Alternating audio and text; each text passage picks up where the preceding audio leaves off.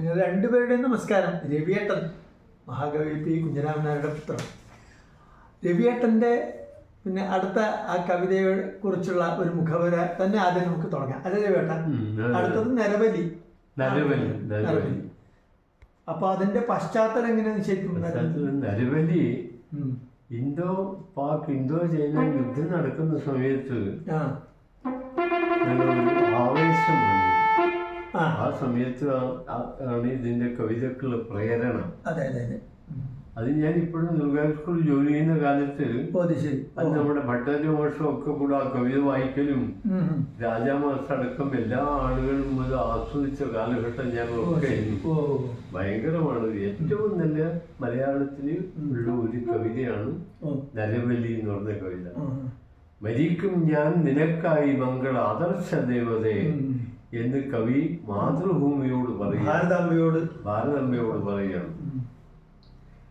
Doctor Bhanumathi അമ്മ ഒരു വലിയൊരു തൻ്റെ ഗവേഷണ ഗ്രന്ഥത്തിൽ, അവർ കോളേജ് പ്രൊഫസറായിരുന്നു, തൻ്റെ ഗവേഷണ ഗ്രന്ഥത്തിൽ ഇങ്ങനെ പറഞ്ഞിട്ടുണ്ട്. എന്താ പറഞ്ഞാൽ, മലയാള കവിതയിൽ അത്യുത്തമ കവിതകളിൽ ഒന്നായി കണക്കാക്കേണ്ട നരബലി എന്ന കവിത കവിയുടെ ദേശീയ വീക്ഷണത്തിൻ്റെ മുഖമുദ്രയായി പ്രശോഭിക്കുന്ന ഉജ്ജ്വലമായ ഹൃദയ ഗീതമാണ്. ഗ്രഹാതുരതയുടെ ഗീതികാരനായ ഈ കവി തൻ്റെ പ്രിയ നാടിനെ ഓർത്ത് വെന്തു നീറി പിടയുന്നതാണ് ഈ കവിതയിൽ കാണാൻ കഴിയുക. ഭാരതപുത്രന്റെ ആത്മഗീതമാണ് നരബലി. അതിൽ വളരെ പ്രസിദ്ധമായ വരികളുണ്ട്.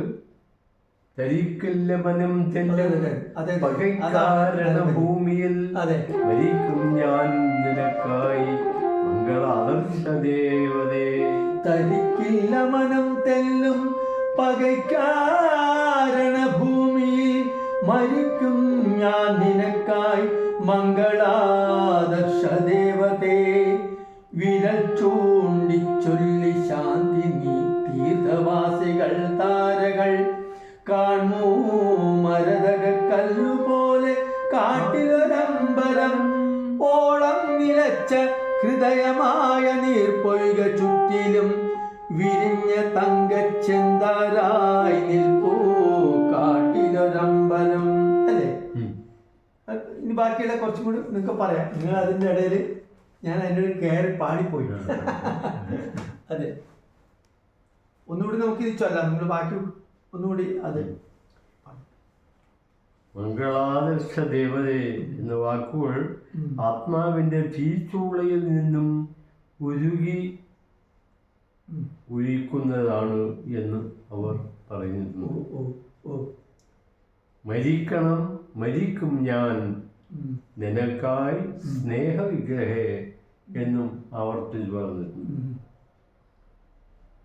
ഉള്ളവനും ഇല്ലാത്തവനും തമ്മിലുള്ള അന്തരം ഭാരതത്തിൽ വർദ്ധിച്ചുകൊണ്ടിരിക്കുന്നതായാണ് കവി കാണുന്നത്. അതിൻ്റെ ദുഃഖവും ഇതിൽ വരുന്നുണ്ട്. ശരിക്കും ഇതില് വീടികത്തെണ്ണ വീടാക്കി സഹോദരി മയങ്ങവേ കൈക്കോടയാൽ ബംഗളാവ് തീർക്കും ഈ ഞാൻ മരിക്കണം. ഈ ഞാൻ എന്ന് പറഞ്ഞ കവി എന്റെ പ്രതീകമായിട്ട് പറയുന്നത് ഞാൻ അല്ല ഉദ്ദേശിക്കുന്നത്. എന്നാൽ പ്രതീകമായിട്ട് നമ്മളെല്ലാം മതി കൂട്ടുത്തരവാദിത്വമുള്ളവരാണെന്നാണ്. കാരണം കവി ഒരു ഗാന്ധിയനായിരുന്നു. സ്വാതന്ത്ര്യം കിട്ടിക്കഴിഞ്ഞാൽ ഭാരതത്തിന്റെ ഒരുപാട് വ്യത്യാസം ഉണ്ടാവുമെന്ന് അദ്ദേഹം കരുതി.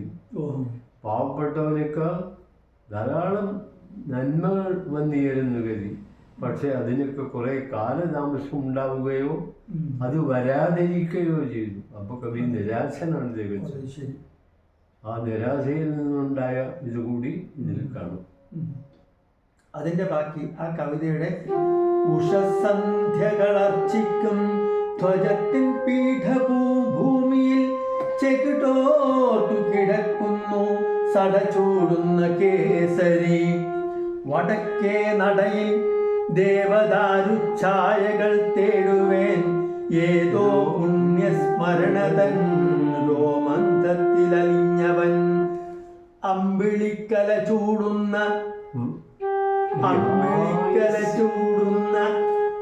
വിഹായസിന്റെ അമ്പലം വാഹനം കിടക്കുന്നു പൂഞ്ഞയുള്ള വെള്ളക്കാള ഹിമാലയം നീലക്കടൽ കട്ടകുത്തിക്കിടക്കും ദേവഭൂമിയിൽ നൃത്തം ചെയ്യൂ നിത്യവീണാനിനാദത്തിന്റെ തേനല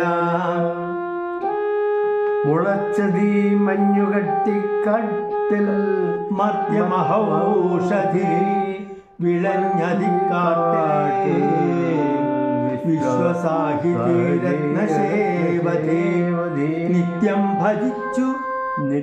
ഭജിച്ചു വാഴുന്നതി പുണ്യക്ഷേത്ര സീമയിൽ വനജ്യോത്സ്നകളോടൊത്തു മയിലാടും വനങ്ങളിൽ ഗംഗയാർന്നോ മനപ്പേർ പണ്ടേ വീണു കഴിഞ്ഞവൾ വിശ്വപ്രേമത്തിന്റെ പാട്ടുപാടിപ്പം വനകന്യക പഞ്ചാരമണലെങ്ങെങ്ങും വിരിച്ചു മധുരിപ്പതാം തെക്കേ നടയിൽ നിന്നെന്നും ആനചിഹ്നം വിളിക്കയാം. ശരി.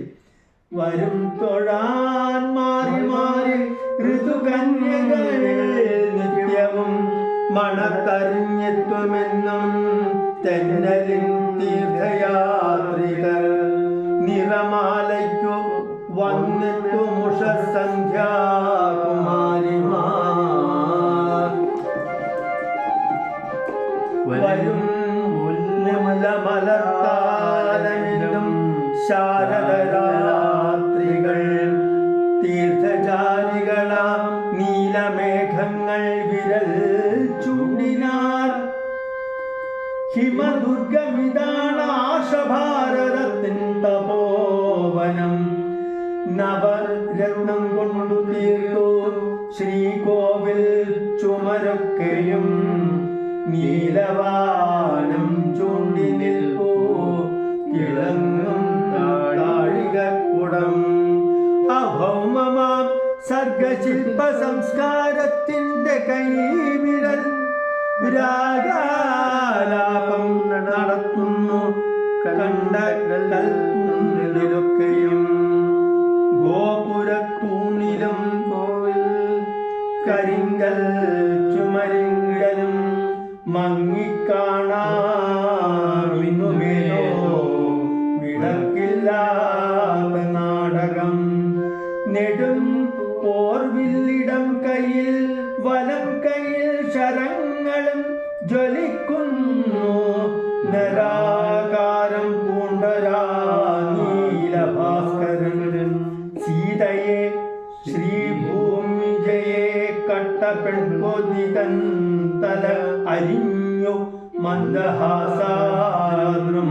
തേജോരൂപം ജ്വലിക്കയാം ചതിപ്പടകളോടൊത്തു സൗഭ്രാദ്രത്തിൻ കരൾ തടം പിളർക്കാൻ ചെന്ന ലോഭത്തിൻ കഥ കൽച്ചുമർ ചൊൽകയാം വ്യാമോഹത്തിൻ വിഷക്കാറ്റിൽ മയങ്ങും മധ്യപൗരുഷം ഏതോ ശംഖുലിയാൽ ഞെട്ടി ഉണരും ചിത്രം അജ്ഞാത സത്യമൂലത്തെ ശരണം തേടി നിന്നതം ധർമ്മത്തിൻ കുടിവാറുന്ന ചിത്രമുണ്ടിങ്ങൊരായിരം മുരിച്ചോ കംസൻ സ്വാർത്ഥത്താൽ സുന്ദര ഗ്രാമ ഗോകുലം നുറുക്കിയാരവനെയാ ചിത്രം വിഷയ പിന്നെ വിഷയേ അല്ലെ